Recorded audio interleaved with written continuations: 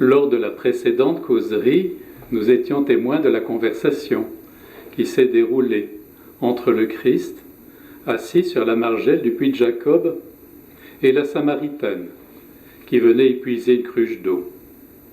Nous trouvons cela au chapitre 4 de l'évangile de Jean. Nous y avons appris des informations nouvelles sur ce qu'est notre esprit, cette remarquable faculté que nous avons au plus profond de nous. Si nous utilisons cette faculté, celle-ci nous permet de connaître l'univers divin, tout comme notre œil nous permet de nous rendre compte de ce qui existe autour de nous. Le Christ a révélé à la Samaritaine un univers complètement différent de celui auquel elle est habituée, lorsque chaque jour elle doit dérouler la corde pour ramener de l'eau au plus profond du puits de Jacob.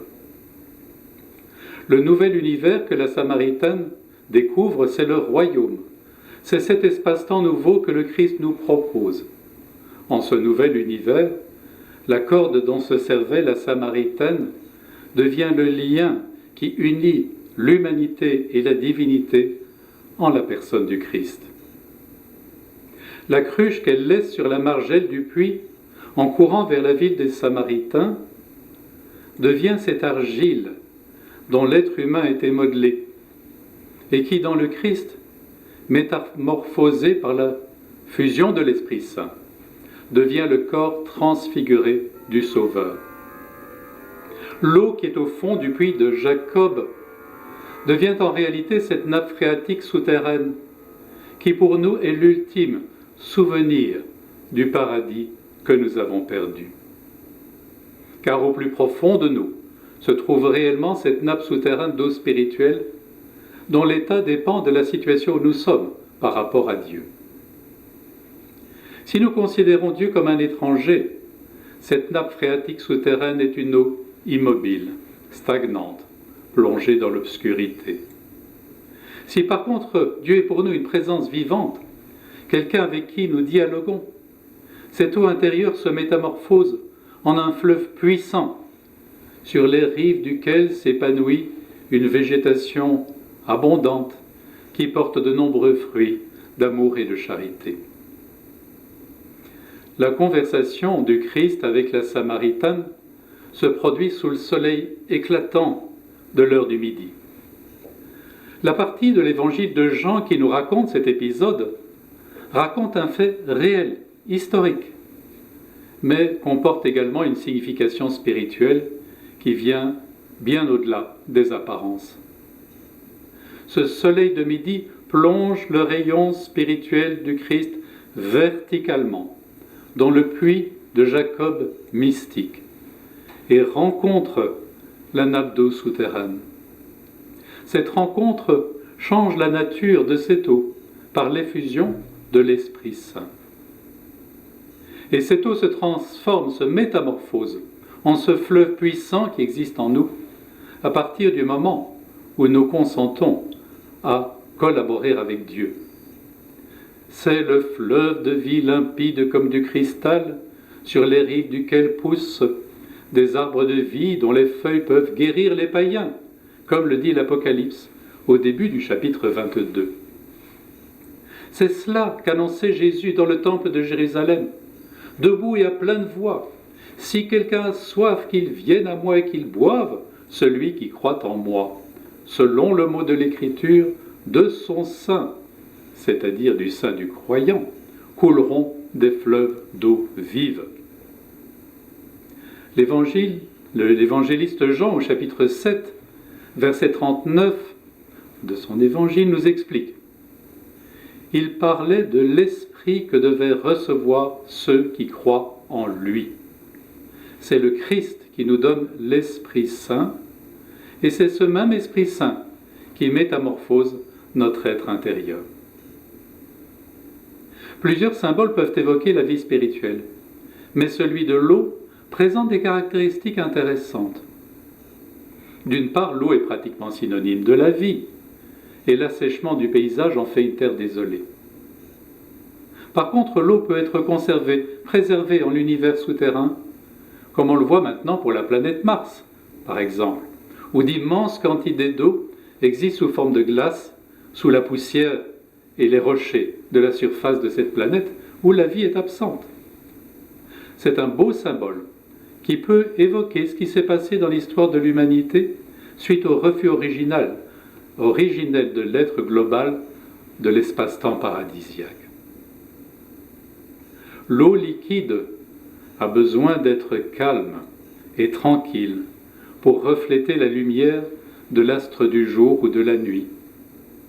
De même, notre vie intérieure a besoin de sérénité et de silence pour refléter à la fois le message et la présence divine. La lumière du Christ, descendant verticalement jusqu'au fond du puits de Jacob, rencontre l'eau et la transforme en un courant débordant de vie. La descente de cette lumière divinisante que nous appelons les énergies, et qui sont le rayonnement divin, éternel et incréé, pénètre jusqu'au cœur même de notre être, le vivifie, pour remonter ensuite jusqu'au niveau de notre conscience et au-delà, revenir jusqu'à la triade divine. Il nous reste à découvrir comment se passe cette remontée des énergies en nous. Ce processus de descente des énergies divines jusqu'aux ultimes profondeurs de notre être intérieur, jusqu'à notre esprit, qui est notre faculté de connaître le divin, et que nous avons représenté sous la forme d'un lac ou d'un courant souterrain, ce processus de descente se fait prioritairement sous le regard du Christ, même si bien sûr les énergies divines sont toujours trinitaires. Car lorsque nous accédons au monde divin, il faut se rappeler que sa logique n'est pas la même que celle de notre existence terrestre. Parvenus à ce niveau, les règles sont différentes, les parallèles se rejoignent, l'ensemble des concepts devient antinomique. Le fait que les trois personnes divines agissent toujours ensemble n'empêche aucunement que l'action divine puisse être focalisée sur l'une des personnes divines, que ce soit le Christ ou l'Esprit Saint, car tous deux manifestent la personne du Père. C'est ainsi que la descente des énergies divines jusqu'au profond de notre être se fait sous le regard du Christ, sous le signe du Logos, et peut donc s'exprimer par des mots, par notre langage. C'est par un enseignement que le Christ s'adresse à nous, et c'est par des textes écrits que ce message nous est transmis. Dans le cadre de la descente des énergies divines en nous, nous pouvons parler en toute vérité de Dieu en utilisant nos mots et notre langage.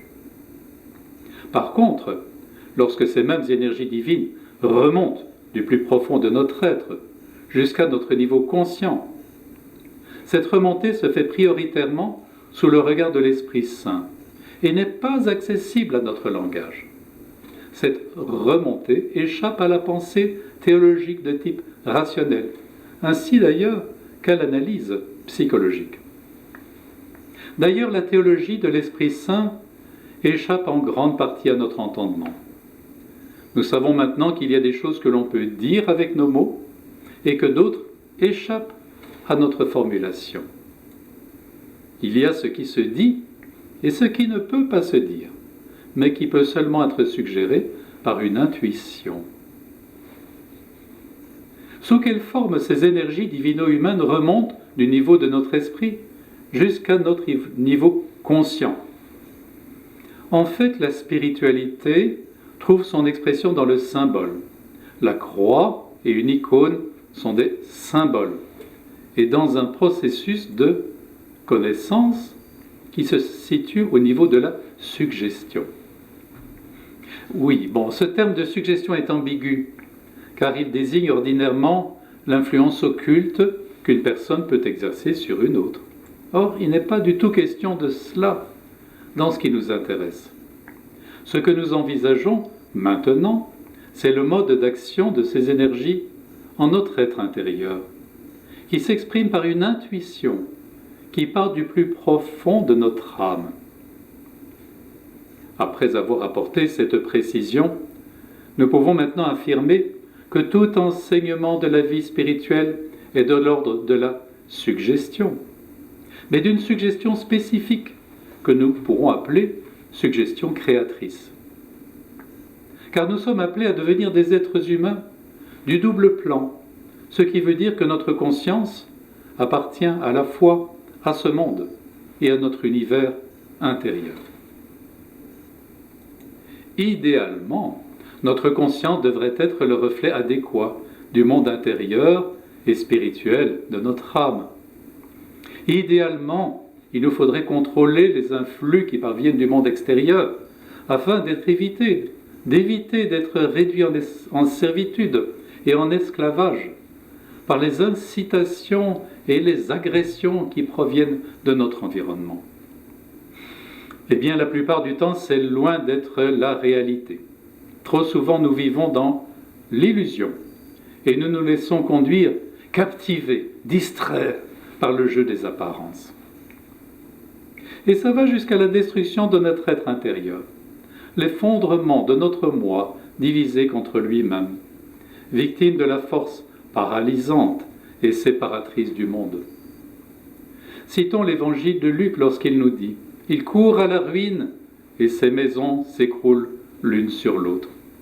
Lorsque Jésus répondait à ceux qui disaient que c'est par Belzéboul, le prince des démons, qu'il expulse les démons, ce que nous trouvons dans l'évangile de Luc au chapitre 11, verset 17. Dans ce contexte, l'intuition qui est murmurée par le cœur est ignorée, réprimée, niée. La suggestion du cœur se dissimule alors dans les profondeurs de l'inconscient et devient inaccessible. Notre conscience, qui n'est plus nourrie par le cœur, s'adapte de façon pathologique aux influx qui proviennent du monde extérieur, croyant pouvoir tout régenter grâce au mécanisme de la raison. Cette adaptation pathologique, ce mimétisme de l'extérieur s'appelle, dans la terminologie traditionnelle de la spiritualité, le péché. Celui-ci est un état de conscience préjudiciable à notre équilibre et à notre développement intégral. Une grande partie de celui-ci est une hypertrophie du rationnel dans notre relation avec le monde qui nous entoure. Car nous sommes appelés à laisser surgir en nous la suggestion créatrice, l'intuition provoquée par le cœur qui est l'appellation biblique de cette faculté que nous avons et que nous appelons notre esprit. Ce cœur réveille en nous l'intuition du royaume à venir et cette nouvelle dimension dont nous pouvons goûter le pressentiment ici-bas. C'est la conviction que nous pouvons dès ici-bas avoir un aperçu de la lumière incréée des énergies divines qui peuvent nous être données en proportion de notre capacité à les recevoir. Laissons agir notre cœur. Il fait croître en nous un nouvel état de conscience. La conscience de l'existence en nous du royaume, de la nouvelle dimension, la vision des êtres spirituels. C'est ce que dit saint Paul en l'Épître aux Romains, chapitre 8, verset 14. Tous ceux qui sont conduits par l'Esprit de Dieu sont fils de Dieu. Le tout est de laisser se développer ce processus par une attitude de détachement, de laisser prise, et surtout de ne pas bloquer cette évolution en tentant de nous protéger par la pensée rationnelle. Celle-ci est parfaitement appropriée au domaine du logos, à la descente objective des énergies en nous, mais ne doit pas envahir le domaine intuitif du cœur. Tout ceci est affirmé dans la première béatitude. Heureux les pauvres en esprit, car le royaume des cieux est à eux. Ce que nous trouvons au chapitre 5 de Matthieu. Telles sont les réflexions que nous a inspiré la rencontre de Jésus avec la Samaritaine. Lors du prochain vidéo, j'espère pouvoir parler avec vous d'un autre texte de l'évangile de Jean, la guérison de l'aveugle-né. C'est aussi un passage de l'évangile auquel généralement on accorde assez peu d'attention. Mais nous verrons que sous son apparente simplicité, cet épisode nous apporte lui aussi de précieuses informations sur le processus de la vie spirituelle. Eh bien, que nous dit cette suggestion du cœur? Disons-les en quelques mots. D'abord que Dieu est là, tout proche. Il nous frôle. Nous ne sommes jamais abandonnés à notre solitude. Ensuite, que Dieu nous aime. Il est une présence personnelle, toute de lumière et d'amour inconditionnel. De plus, en faisant connaissance avec lui, nous nous apercevons qu'il nous connaît bien mieux que nous ne le pensons. Bien avant nous, il sait dans quelle direction il serait bon que nous orientons notre vie. Et enfin, nous nous apercevons que nous sommes dans sa main et que nous pouvons y reposer en toute confiance. Mais pour nous, ce n'est pas facile, car les êtres humains ont de la difficulté à tout simplement recevoir un bienfait. Heureusement, nous avons toute la vie pour réaliser ce programme.